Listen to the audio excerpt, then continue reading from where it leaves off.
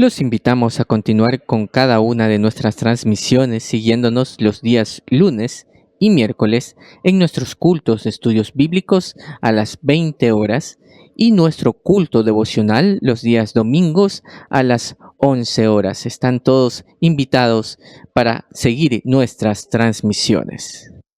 Asimismo, ponemos a su información para su apoyo y colaboración la cuenta de ahorros del Banco de Guayaquil número 1489122. Cuenta de ahorros Banco Guayaquil número 1489122.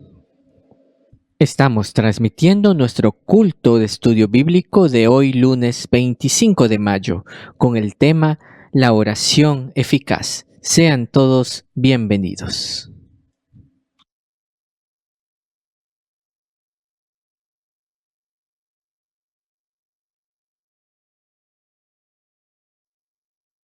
Muy buenas noches, mis hermanos. Sean todos bienvenidos a una nueva transmisión de nuestro culto de estudio bíblico. Es una bendición poder contar con su compañía durante este tiempo que vamos a tener, este tiempo especial para la gloria de nuestro Señor. Así que yo le invito a dejar atrás tal vez toda preocupación, toda ansiedad, todo afán, para poner en las manos de nuestro Dios este tiempo y dedicárselo para Él, al cual es digno de toda gloria y toda alabanza. Y vamos a hacerlo para comenzar con el himno número 161 en nuestros himnarios, titulado Dulce Comunión.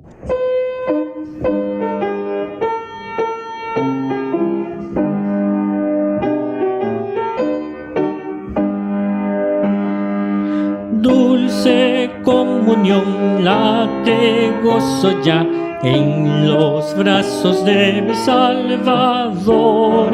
Qué gran bendición en su paz me da. Oh, yo siento en mí su tierno amor. Libre, salvo del pecado y del temor. Libre, salvo en los brazos de mi Salvador. Cuán dulce es vivir, cuán dulce es gozar en los brazos de mi Salvador. Allí quiero ir y con él morar, siendo objeto de su tierno amor. Libre, salvo del pecado y del temor. Libre, salvo en los brazos de mi Salvador. No hay que temer ni que desconfiar en los brazos de mi Salvador. Por su gran poder Él me guardará de los lazos del engañador. Libre, salvo del pecado y del temor. Libre, salvo en los brazos de mi Salvador. Y en estos momentos les invito a tener unas palabras de oración. Oremos. Bendito Dios y buen Padre Celestial, te damos las gracias por la bendición de tu compañía para con nosotros, por permitirnos este día más de transmisión de este culto de estudio bíblico, el cual ponemos en tus manos, mi Señor, para que sea de bendición para cada una de las personas que lo escuchan y asimismo que sea una ofrenda de olor fragante delante de ti.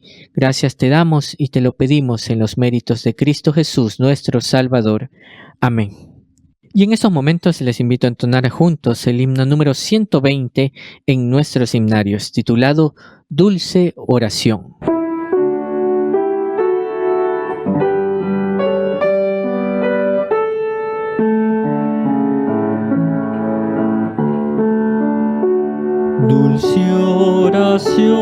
Dulce oración de toda influencia mundanal, elevas tú mi corazón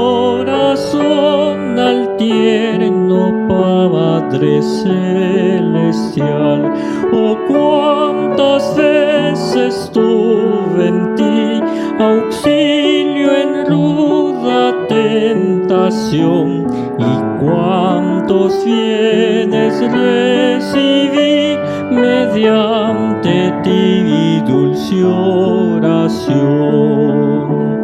Dulce oración, dulce oración, al trono excelso de bondad, tú llevarás mi petición a Dios que escucha con piedad. Por fe espero recibir la gran divina bendición, y siempre a mí, Señor, servir por tu virtud, dulce oración. Dulce oración, dulce oración, que aliento y gozo al alma das. En esta tierra de aflicción, consuelo siempre me serás, hasta el momento en que veré las puertas francas de Sion. Entonces me despediré feliz de ti, dulce oración.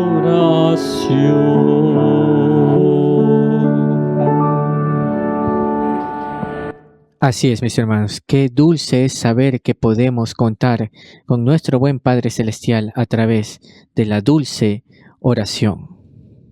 Y tendremos en estos momentos la lectura de la palabra de nuestro Dios.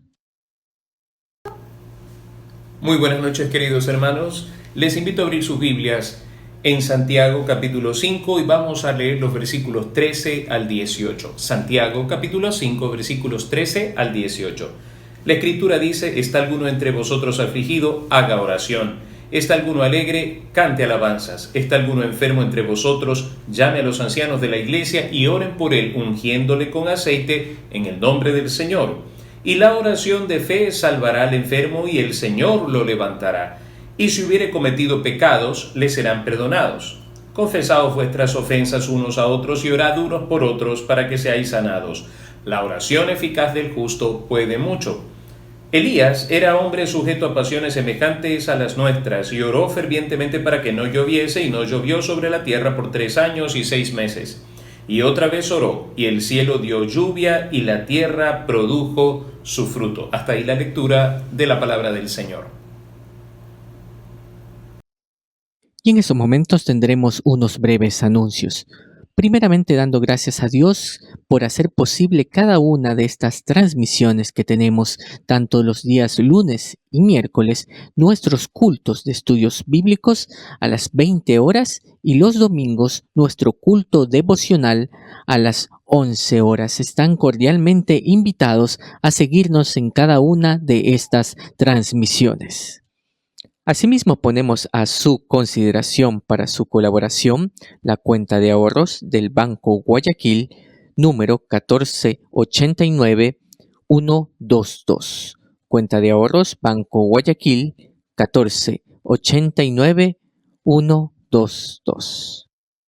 Para el envío de las peticiones de oración que ustedes tengan, mis hermanos, pueden hacerlo a la dirección de correo electrónico peticionesdeoracion@temploalianza.org.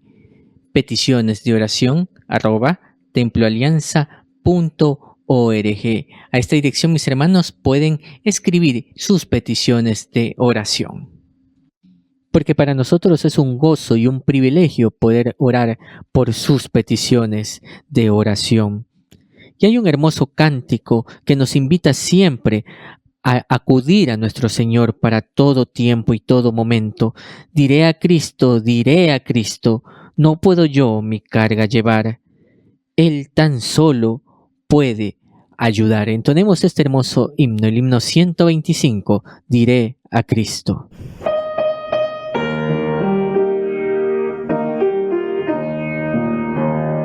Diré a Cristo todas mis pruebas, solo yo no las puedo llevar. En mis angustias Cristo me ayuda, el de los suyos sabe cuidar. Diré a Cristo, no puedo yo mi carga llevar. Diré a Cristo, pues Él tan solo puede ayudar. Diré a Cristo toda mi angustia, cuán bondadoso amigo y tan fiel. Me librará si yo se lo pido, disipará mis angustias Él. Diré a Cristo, no puedo yo mi carga llevar. Diré a Cristo, pues Él tan solo puede ayudar. He menester de un Salvador fuerte, quien con mis cuitas pueda cargar. Diré a Cristo, pues me convida, Cristo me quiere en todo auxiliar. Diré a Cristo, no puedo yo mi carga llevar. Diré a Cristo, pues Él tan solo puede ayudar. Cuanto este mundo al mal me seduce, pues mi alma siempre tentada está. Diré a Cristo y en la victoria sobre este mundo me otorgará. Diré a Cristo, no puedo yo mi carga llevar. Diré a Cristo, pues Él tan solo puede ayudar.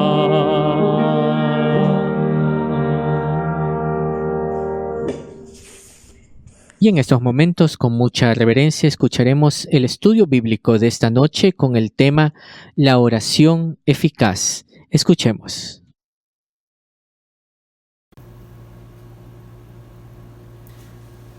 En esta noche vamos a estar hablando acerca de la oración eficaz. Una de las cosas maravillosas que tenemos nosotros en la vida cristiana, uno de los recursos formidables de la vida cristiana es la oración. Y digo que es algo especial porque se trata de nuestro momento íntimo con Dios, nuestro momento a solas con Dios. Es en ese momento donde nosotros adoramos a Dios en intimidad, donde nosotros exaltamos su gran nombre.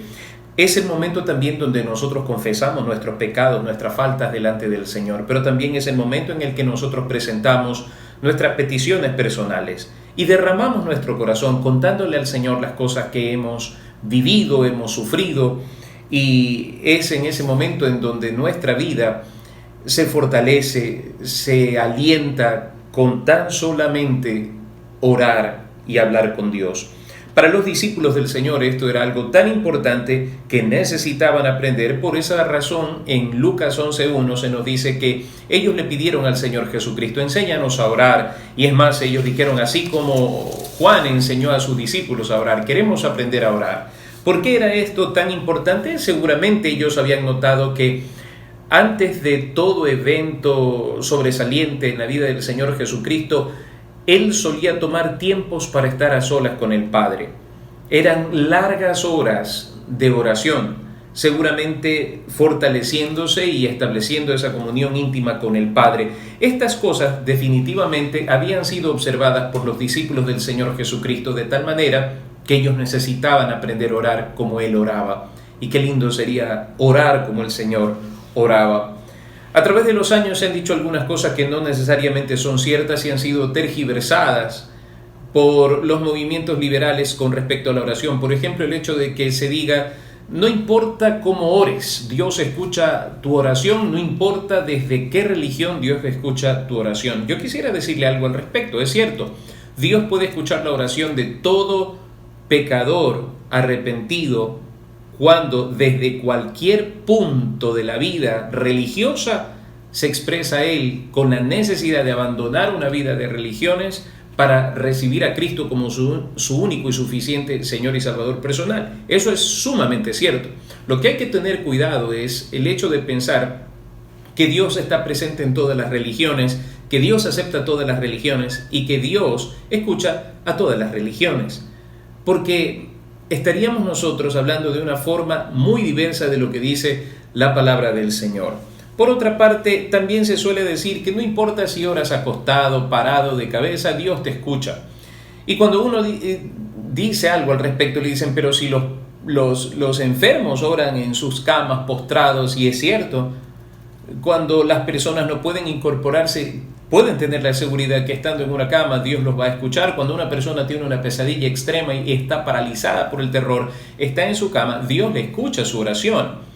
Lo que sí quisiera que tuviéramos mucho cuidado es que este no sea una especie de punto de partida para un estilo de irreverencia en cuanto al tiempo de la oración, porque la palabra del Señor nos enseña que el Señor Jesucristo se postraba y humillaba su rostro en oración. En el Antiguo Testamento, en el libro de los Salmos, aprendemos que debemos arrodillarnos y postrarnos delante de Jehová nuestro Hacedor. Así que el principio de la reverencia en oración jamás debe ser menoscabado, y mucho menos por ese tipo de declaraciones que lo único que buscaban era minimizar la solemnidad de la oración. Así que hay que tener cuidado con esto. También he escuchado y he visto en algunos lugares donde piensan que Dios es escuchado porque se le grita. Así que mientras más se grita, Dios puede escuchar mejor. Esa es una falacia. ¿Por qué razón? Dios puede escuchar aún la oración más íntima que nosotros hacemos en nuestro pensamiento.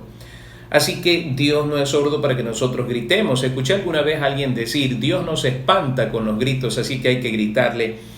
Me parece totalmente fuera de orden. He visto también en algunos lugares donde todo el mundo ora contrario a lo que dice la palabra del Señor, sin poder saber a qué se dijo amén. Así que es necesario que nosotros leamos la palabra para descubrir en ella cómo podemos nosotros tener una oración eficaz. ¿Qué quiere decir? Que produce el efecto esperado, que va determinado a una cosa y lo cumple, ¿no? Ese es el tipo de oración que nosotros esperamos. Y en esta noche quiero compartir con ustedes lo que dice la Biblia acerca de la oración eficaz, y quiero tomar estas palabras de Santiago, capítulo 5, versículo 16, en su parte final, donde dice: la oración eficaz del justo puede mucho. Así que desglosaremos esta declaración en 3 partes, y la primera de ellas es la oración eficaz. Empezaremos por definir la oración. Hemos dicho que la oración es un momento íntimo con Dios. También se ha dicho que la oración es conversar o hablar con Dios. Por supuesto que sí.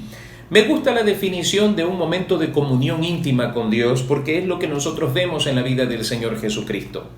Cuando nosotros vemos al Señor Jesucristo en el Evangelio de Juan, capítulo 11, orando fuera de la tumba de Lázaro, vemos una estrecha comunión, una comunión íntima con el Padre. Yo sé que siempre me escuchas. Esa es una expresión de profunda comunión entre Dios el Padre y Dios el Hijo.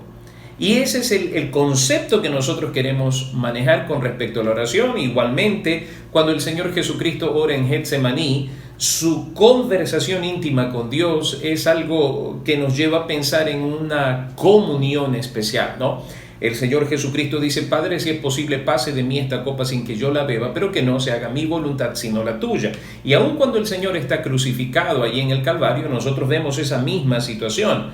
Padre, no les tomes en cuenta este pecado. La oración es algo tan real, la convicción de la presencia de Dios en nuestra vida tan real, que nosotros podemos orar de esa manera, podemos hablar de esa manera como el Señor Jesucristo lo hacía desde la desde la cumbre del Calvario, él está orando y diciendo, Padre, si es posible, pase de mí esta copa. Luego está diciendo, Padre, no les tomes en cuenta este pecado. Luego él dice, Eloí, Eloí, lama sabactani, ¿por qué me has desamparado, Dios mío? Es una comunión estrecha, es hablar, es un diálogo tan íntimo. Y luego al final él dice, en tus manos encomiendo mi espíritu. De tal manera que la oración no es simplemente hablar con Dios, se trata de establecer una comunión. Por supuesto que es una conversación con Dios, pero es una comunión íntima con Dios. Entramos en una estrecha relación con el Dios invisible. Para muchos puede ser sin sentido, pero para nosotros está revestida de total realidad y eficacia. Así que esto es la oración en sí, debemos diferenciarla de un rezo. Y hay varias religiones que tienen sus rezos, como por ejemplo los hindúes tienen sus mantras, los musulmanes tienen sus rezos que suelen hacerlos comúnmente, y en diferentes religiones se ven este tipo de expresiones. Los judíos también tienen sus rezos, por ejemplo, cuando ellos repiten textualmente Deuteronomio capítulo 6, es un rezo, es una repetición que no necesariamente involucra un diálogo, un tiempo de comunión íntima con Dios. Y quisiera leer con ustedes lo que dice el Evangelio de Mateo capítulo 6, versículo 5, con respecto a la diferencia entre la oración y el rezo, el repetir una expresión. Dice en Mateo capítulo 6 versículo 5, y cuando ores, no seas como los hipócritas, porque ellos aman el orar en pie en las sinagogas y las esquinas de las calles para ser vistos de los hombres. De cierto os digo que ya tienen su recompensa. Mas tú, cuando ores, entra en tu aposento y cerrada la puerta, ora a tu Padre que está en secreto, y tu Padre que ve en lo secreto te recompensará en público. Y orando, no uséis vanas repeticiones como los gentiles que piensan que por su palabrería serán oídos. No os hagáis pues semejantes a ellos, porque vuestro Padre sabe de qué cosa tenéis necesidad antes que vosotros le pidáis. No uséis vanas repeticiones. Entonces entendemos que la oración es un momento de comunión íntima con Dios en el cual nosotros hablamos con Él. Y el rezo no es más que una repetición. Y perdón que diga esto, es una repetición vana. Y decimos que es vana es porque se trata simplemente de recitar de memoria una porción de la Escritura o una oración desarrollada, creada por hombres. Así que no es más que un rezo. Vamos a hablar en esta noche de la oración eficaz. Ahora, ¿por qué se habla de una oración eficaz? ¿Es que acaso habrá alguna oración que no sea eficaz? Veamos lo que nos dice Santiago al respecto. Santiago capítulo 4. Abramos nuestras Biblias en Santiago capítulo 4 y veamos lo que dice la palabra del Señor. ¿De dónde vienen las guerras y los pleitos entre vosotros? ¿No es de vuestras pasiones las cuales combaten en vuestros miembros? Codiciáis y no tenéis. Matáis y ardéis de envidia y no podéis alcanzar. Combatís y lucháis, pero no tenéis lo que deseáis porque no pedís. Pedís y no recibís, porque pedís mal, para gastar en vuestros deleites. Pedís y no recibís, porque pedís mal, para gastar en vuestros deleites. Entonces, definitivamente hay oraciones que no son eficaces porque no fluyen de un corazón puro. No son oraciones compuestas en torno a la voluntad de Dios, sino, como dice aquí Santiago, se pide mal para gastar en deleites. Abramos nuestra Biblia también en Lucas, capítulo 18, y veamos otro ejemplo de oración que no es eficaz, una oración que, como decimos nosotros comúnmente, o como se solía decir años atrás, una oración que no llega ni al techo. Lucas, capítulo 18, versículos 9 al 14. Lucas 18, del 9 al 14. Algunos que confiaban en sí mismos como justos y menospreciaban a los otros, dijo también esta parábola. 2 hombres subieron al templo a orar. Uno era fariseo, hombre religioso, conocedor de la ley de Dios, y el otro publicano, un cobrador de impuestos, un judío contratado por el Imperio Romano para cobrar impuestos. Tenían mala reputación, tenían mala fama. Ambos suben al templo a orar. El fariseo, puesto en pie, oraba consigo mismo de esta manera: Dios, sé propicio, te doy gracias porque no soy como los otros hombres, ladrones, injustos, adúlteros, ni aun como este publicano. Ayuno 2 veces a la semana, doy diezmos de todo lo que gano. Mas el publicano, estando lejos, no quería ni aún alzar los ojos al cielo, sino que se golpeaba el pecho diciendo: Dios, sé propicio a mí, pecador. Os digo que éste descendió a su casa justificado antes que el otro, porque cualquiera que se enaltece será humillado, y el que se humilla será enaltecido. Toda oración que fluye de un corazón soberbio, envanecido, orgulloso y jactancioso es una oración que es repulsada por el Señor. Es una oración para nada eficaz, totalmente inútil.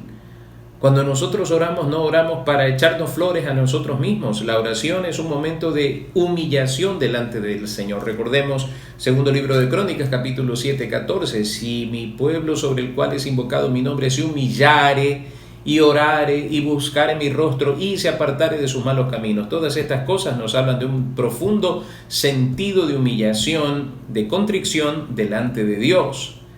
De allí fluye una oración que es recibida de buena forma delante del Señor.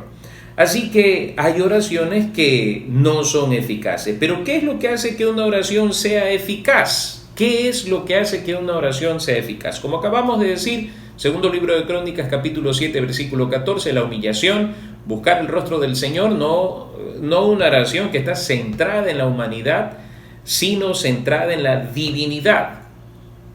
Una oración que vaya encauzada en buscar el rostro del Señor, conocer mucho más a Dios. Pero una oración que también lleve el compromiso de rectificar, de perfeccionar, como dice Mateo capítulo 6. Y perdona nuestras deudas como nosotros también perdonamos a nuestros deudores. Ahora, entendamos bien esto. Hace algunas noches atrás hablábamos acerca de orar correctamente. Una oración eficaz es una oración que va construida en torno a lo que la palabra del Señor nos enseña. Por ejemplo, el hecho de orar al Padre en el nombre de Jesús. Y he escuchado a mucha gente orar: Jesús, te pedimos tal cosa, o Espíritu Santo, te pedimos tal cosa. Hermanos, tengamos cuidado. El principio bíblico nos enseña que debemos orar al Padre en el nombre del Señor Jesús. En segundo o en tercer lugar, quisiera decirles que la oración eficaz es aquella oración que pide lo correcto. Nosotros debemos aprender a pedir lo correcto, lo que conviene. No podemos pedir para gastar en nuestros deleites, no podemos pedir cosas que están fuera de la voluntad de Dios. Por ejemplo, decir que Dios bendiga una relación fuera del matrimonio. No se puede orar pidiendo que Dios bendiga una relación de fornicación. No se puede tampoco pedirle al Señor que bendiga el billete de lotería que he comprado para que yo me saque un premio mayor. Ese tipo de oraciones son absurdas. Recuerdo a una mujer hace muchos años atrás a quien conocí, que era muy religiosa, tenía una Biblia muy grande y todos los miércoles compraba su billete de lotería y lo ponía en el centro de la Biblia y juntaba su mano y decía: Dios permite que en esta oportunidad me lo saque. Entonces ese tipo de oraciones están totalmente fuera de la voluntad de Dios.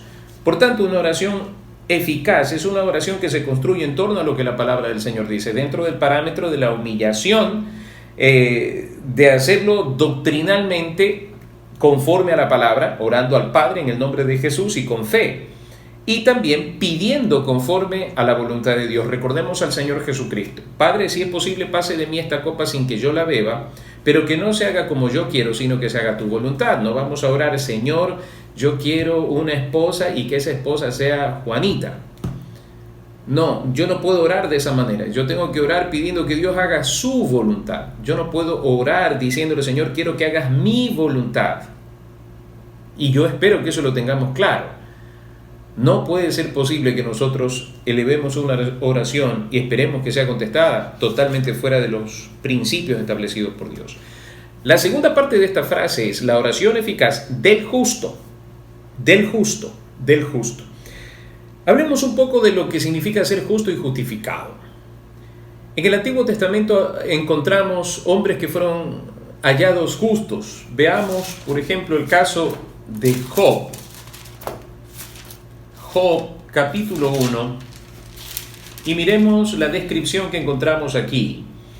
Dice: hubo en tierra de Uz un varón llamado Job, y era este hombre perfecto y recto, temeroso de Dios y apartado del mal. Es considerado como uno de los justos del Antiguo Testamento. Se habla del justo Lot también, un hombre que sufría viendo la maldad y la corrupción de Sodoma y Gomorra. Así que se considera justo a una persona que hace lo recto delante de Dios. Ahora, cuando nosotros entramos en el Nuevo Testamento, descubrimos una condición espiritual interesante que está marcada por la fe en nuestro Señor Jesucristo. La cuestión o la condición de estar justificados delante de Dios, de haber sido pecadores merecedores de la condenación eterna de la ira del Señor, a transformarnos, a convertirnos en hijos de Dios por la gracia del Señor y bajo el amparo del amor divino de nuestro Señor Jesucristo. Ahora, veamos algunas citas al respecto. Romanos capítulo 3, versículos 24 y 25. Romanos capítulo 3, versículos 24 y 25.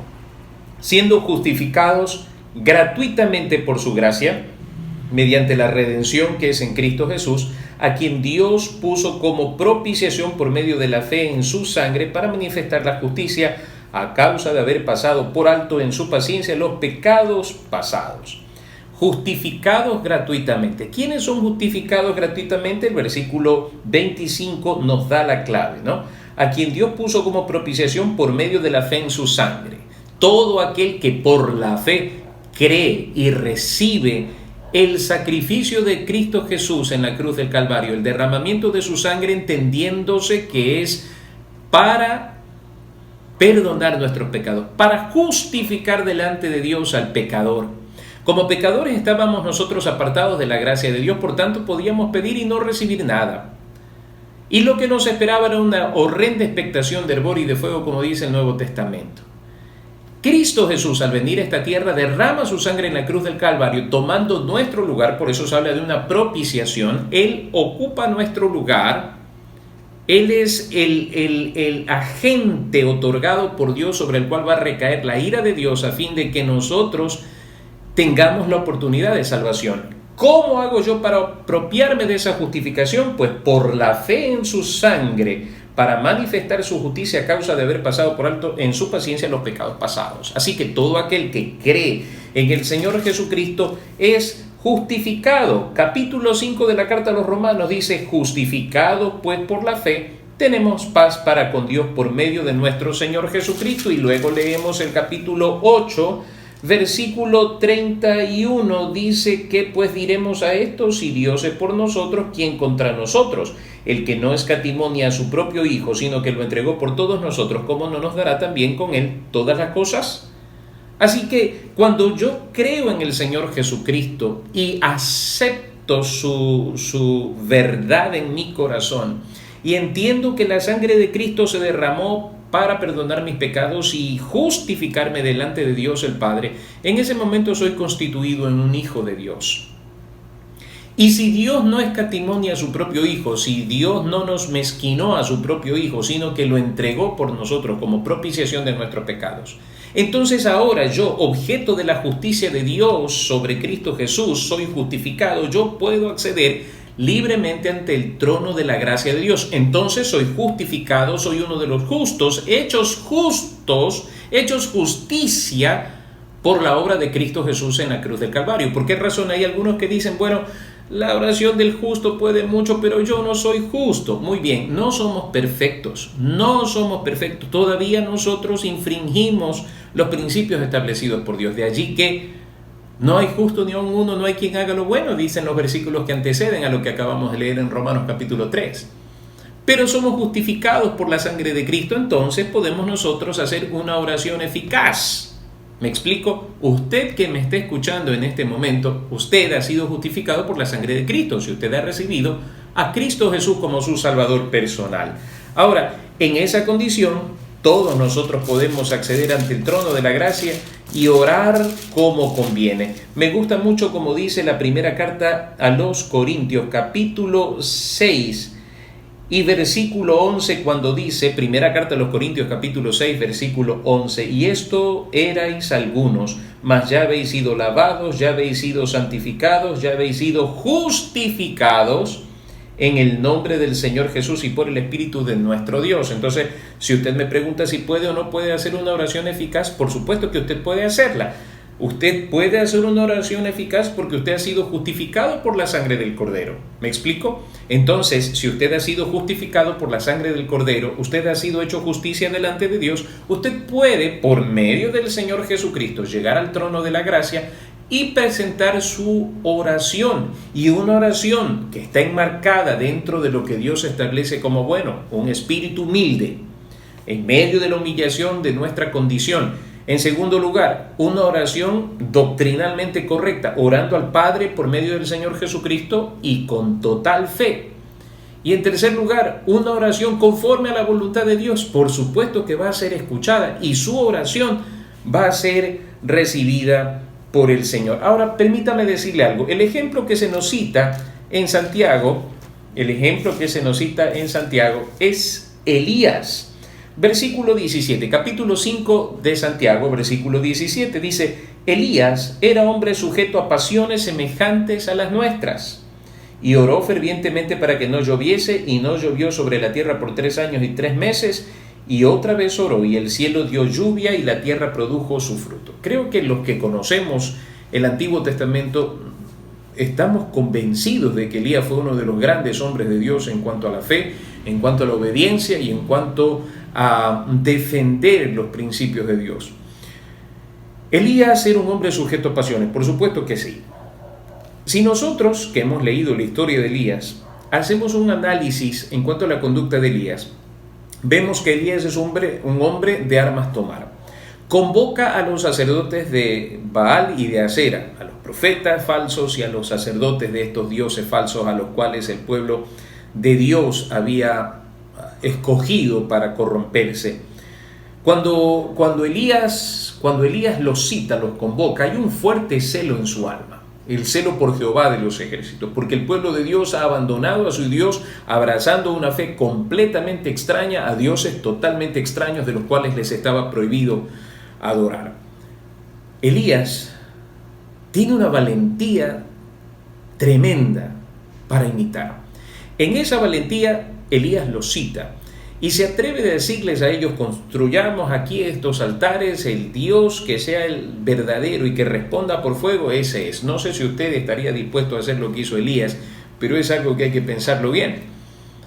Elías lo hace, y una vez que Dios responde con fuego desde el cielo, emprende una gran justicia, y los falsos profetas y sacerdotes son degollados. Ahora, después de tremenda obra,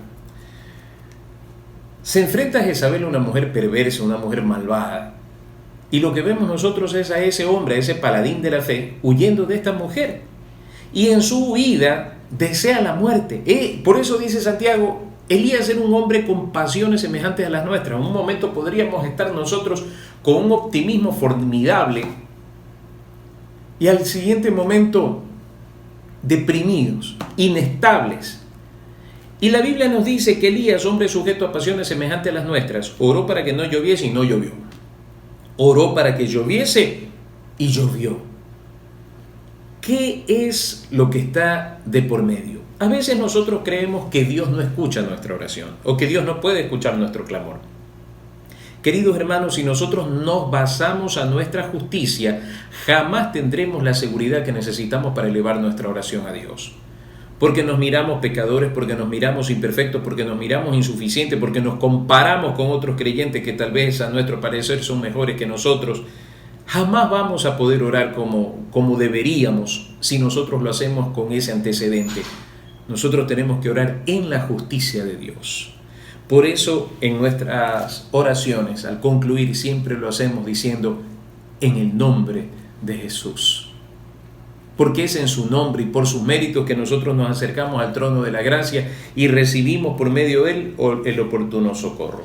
Ahora, esa oración eficaz del justo, del justificado por la sangre de Cristo, puede mucho, no significa que Dios va a hacer siempre lo que nosotros decimos. O como algunos falsos profetas y maestros han enseñado en estos últimos tiempos, que los creyentes tienen que declarar y decretar. Esto me parece un absurdo de los mayores absurdos que he escuchado. A Dios ni se le decreta ni se le declara. No es que yo vengo y yo declaro sanidad, yo decreto tal o cual cosa. Hermanos, eso es un disparate total. Porque el único que puede decretar algo es Dios. Y la prueba de esto es algo tremendo. Cuando empezó este asunto de la pandemia del COVID, recuerdo haber visto en un video a uno de estos individuos que se autodenominan apóstoles, arrogándose autoridad y potestad para decirle al virus del COVID que se retire y todas esas cosas. Y miren cuántas personas han muerto y se siguen contagiando con el COVID. Y el individuo ha desaparecido completamente de la faz de las redes sociales. ¿Por qué razón? Porque Dios es soberano y yo alabo a Dios cuando este tipo de cosas pasan y ruego a Dios que los ojos de aquellos incautos que lo siguen sean abiertos, porque son miles los que siguen las novelerías de estos farsantes. Hermanos, el único que tiene poder para declarar, para decretar, para ordenar a la naturaleza, a los hombres y a los espíritus, se llama Jesús de Nazaret. Así que en ese sentido, cuando decimos que la oración de fe puede mucho, no interpretemos la cosa, no, es que usted tiene que mentalizar, que usted tiene que declarar, que usted tiene que ordenar. No es nada de eso. Recordemos que una oración eficaz es la que se sujeta a Dios, a la voluntad de Dios. ¿Qué es lo que esto quiere decir?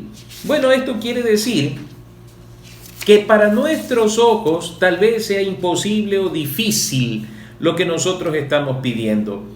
Como en el caso de Elías. Elías estaba turbado y él pensaba, Señor, solo yo he quedado. Nadie más piensa como yo, nadie más siente como yo, nadie más tiene celo como yo tengo celo de ti, de tus cosas. Y el Señor le dice, estás equivocado. Yo me he reservado 7,000 que no han doblado sus rodillas a los Baales. Tal vez para Elías la condición espiritual del pueblo de Israel era una condición semejante a una montaña difícil de escalar o un gigante difícil de derribar. Hay momentos en nuestra vida cristiana que nos enfrentamos a situaciones que son como montañas difíciles de escalar y gigantes difíciles de derribar. Son esos momentos en donde nos sorprende Dios, no nosotros, donde nos sorprende Dios. A veces oramos y ni siquiera lo hacemos con la intensidad que deberíamos, y cuando de repente descubrimos que Dios ha respondido nuestro clamor, nuestra oración. La oración eficaz del justo puede mucho. Me apena cuando las personas dicen hay que orar pero hay que actuar, diciendo que la oración no es suficiente. Hay escenarios en la vida donde por supuesto hay que orar y hay que actuar, hay que moverse, hay que trabajar, hay que producir. Pero hay momentos en la vida en que no podemos hacer más que orar. Señor, abre puertas. Señor, haz esto o aquello, porque en nuestras manos no está. Y hay cosas que a nuestros ojos, como aquellos 10 espías que al volver de la tierra prometida le dijeron al pueblo, somos langostas al lado de ellos. Es imposible. Quizá en esos momentos nos falte tal vez la valentía y la fe de Josué y de Caleb, de poder decir, Señor, es en tu nombre. Señor, en el nombre de Jesús lo vamos a hacer. Señor, abre las puertas. Permítenos hacer esto o aquello. Pero queridos hermanos, es un asunto de fe.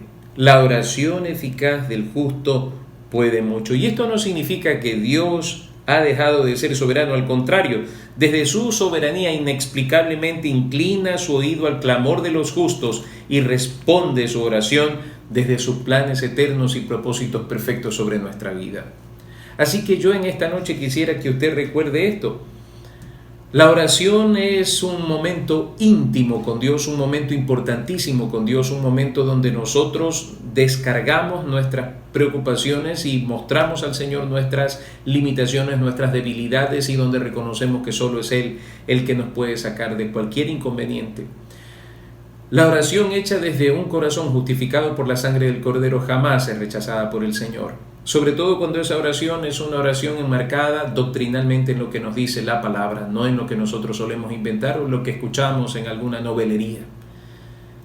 La oración eficaz del justo es aquella oración que se construye en un corazón humillado, en un corazón que busca la gloria de Dios y no la gloria del hombre. Y esa oración puede mucho. El resultado es fascinante. Cuando los discípulos regresaron y vieron que la higuera que el Señor había ordenado que se secara estaba seca, ellos se quedaron impresionados de las cosas que pueden suceder en Jesús.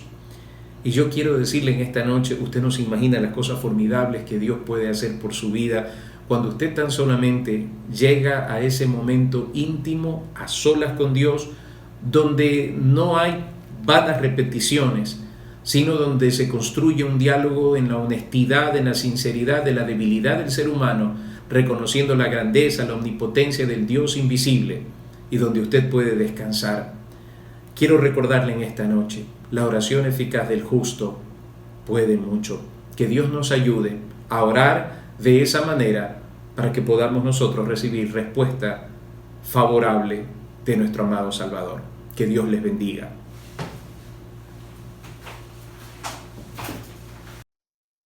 Damos gracias a nuestro Dios por el estudio bíblico de esta noche y para finalizar les invito a entonar un hermoso cántico de la vida cristiana, un himno que nos recuerda siempre el gozo y lo maravilloso que es pasar tiempo con nuestro Señor Jesús en oración. Y en quietud y en paz con Jesús estoy, oyendo absorto allí su voz, pues Él conmigo está y puedo oír su voz. Himno 124, a solas con Jesús.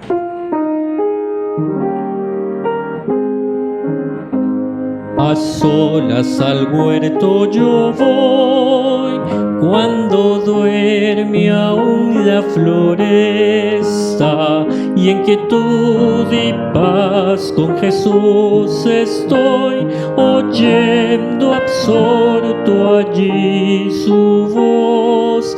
Él conmigo está, puedo oír su voz, y que suyo dice seré.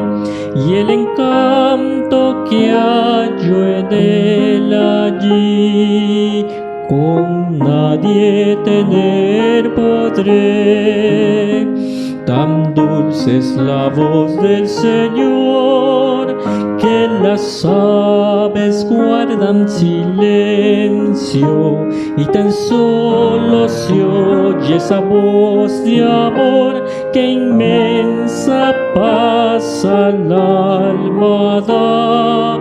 Él conmigo está, puedo oír su voz, y que suyo dice seré. Y el encanto que hallo en él allí, con nadie tener podré.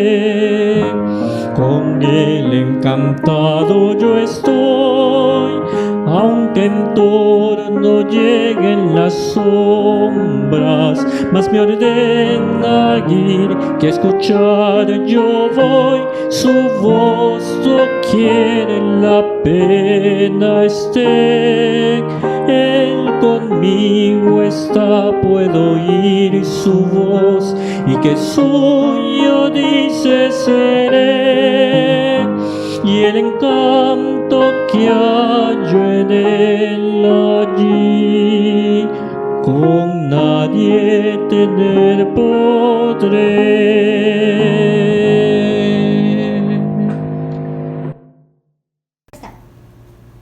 Queridos hermanos, de verdad la oración es un momento tan especial y tan importante es que el enemigo procura todos los días alejarnos de ese momento con un sinnúmero de actividades, ocupaciones, que nos llevan a pensar que no hay tiempo para algo tan superficial tal vez, como algo tan insignificante como cerrar nuestros ojos y hablar con el Señor.